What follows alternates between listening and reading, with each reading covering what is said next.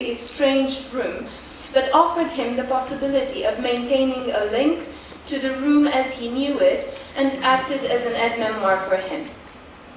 As I said, all these intrusions actually changed the temporal rhythms, the daily cycles of activity in the home, and they broke out the limits of a certain regularity that is necessary to hold together a home, which Mary Douglas emphasizes in her analysis. She says that for a home, neither the space nor its appurtenances have to be fixed, but there has to be something regular about the appearance and reappearance of its furnishings. The objects and the shell of the house become essential in the mnemonic repertoire and performance of Mr. H. Given his wife's disease, given the fact that his wife's disease has reached a stage where she needs constant care and communication has become almost impossible, Mr. H finds himself in the position where he solely has to make all the decisions regarding care, their home, their everyday life, their standard life for a long time, and the fact that his wife cannot offer support and companionship triggered a doubling of memory. Mr. H acts not only as attorney for his wife in legal matters, but also as a manufacturer and curator of memory, a sort of external memory, if you wish, sustained through objects and habits which refer to past experiences. So those very objects, the fact that they're familiar, the fact that he knows their place in the house, he remembers their experiences of buying the objects, bringing them into the house, making the decision of what object to bring and, if you want, adopt the objects into their home, enables him to make decisions about future actions and future activities regarding, as I said, their care and their home.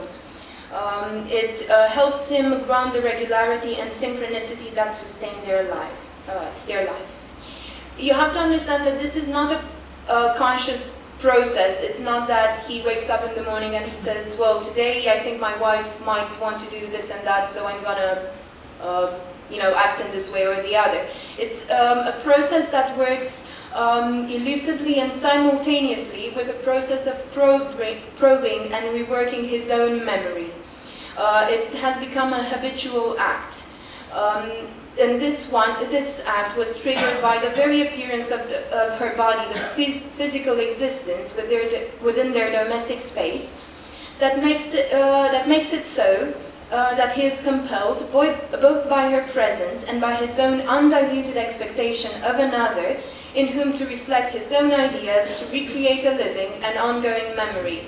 So the existence of the object, the familiar object, is what helps him recreate his everyday experience of the house and access his past memories. So the familiarity of the place, the exact configuration of the space given by the location and shape of the objects, is what enables Mr. H to continue a shared, coherent memory of his life and of his wife. The importance given to location of objects is something that made me think of the Renaissance arts of memory, which enabled students of these arts in the Renaissance to memorize vast, huge texts and recall them exactly.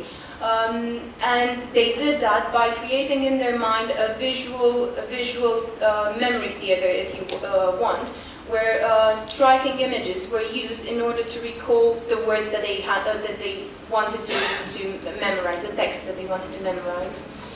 So if in the art of memory volition was an essential ingredient in attaining high mnemonic performance, in the case of Mr. H, the vacuum of communication created a spontaneous and similar form of memory practice. This memory theater that I mentioned before is also sustained by the house acting as a sensory map for Mr. H. In the beginning, I did mention that he's partially sighted. The way he experiences his home now is by a superimposition of images from his memory with the perceptions of touch in his everyday activities. So, as I said, the house acts now as a sensory and mnemonic map for Mr. H, and you have these images of memory overlaid on touch perception. Also, the allocation of space is highly important in the experience, in the daily experience of the house. And also, in one of the presentations from yesterday, you do have the same levels. It was in Aliki's presentation. You do have the same levels. For example, the basement has become a place where things are no longer used, things with which Mr. H feels he cannot part, or things which might be reused at some point are stored. They are brought here and placed on top of the other in boxes, bags, and so on. So they are protected, yet simply put there wherever there is space, always with the thought that one day he will have the time to clean, arrange, and sort them. The ground floor is divided between the conservatory and a large living room, which are no longer used, but stand as signs of an active life and elegant decoration. There's also the kitchen, which is now the focus of Mr. H's daily routine, as it is the place where he spends most time preparing meals for his wife. The first floor is the one where his wife and he sit during the day, and it's the place where Mr. H has to deal with the paperwork, the planning, the coordination of all the details of their everyday needs. The second floor, it's a self-contained flat, a modest flat, as Mr. H would put it, but it's also one that they've always left unoccupied. It's always been there, and I remember we were sitting in the study and discussing. He would always just point up to the ceiling, saying that it's up there, referring to the fact that it's somehow always been kept for retirement, for their retirement, thinking that they would move there in old age. What happens within the walls of a house under the forces of time and the embedment of materiality through senses and memory is not something that can be prefigured at the moment when the plan begins to take shape on paper. The house acts as a canvas on which a home might form.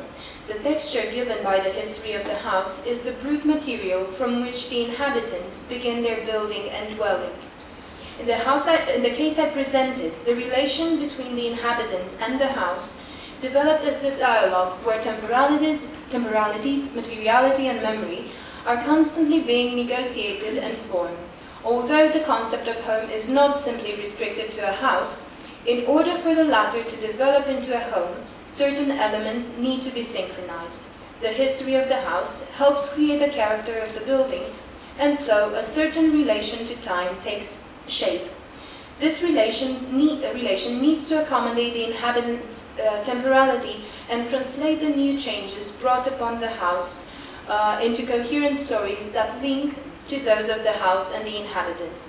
The agency of the house is manifested in the way it lends itself to transformation and dwelling, and the way in which it permits the necessary regularity which ensure continuation and coherence of the lives within its walls.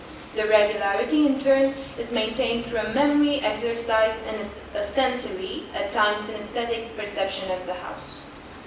Thank you.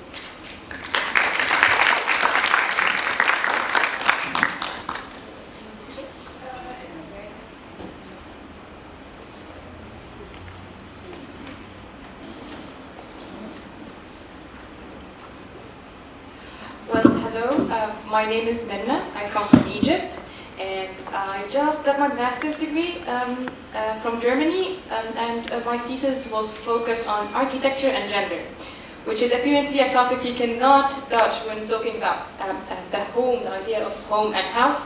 And it began with me and my friend Nayoung, who is not here. And she's from Korea, and we were deciding to, let's do something for a competition, let's do a building that's for a successful working woman, which was not a good idea.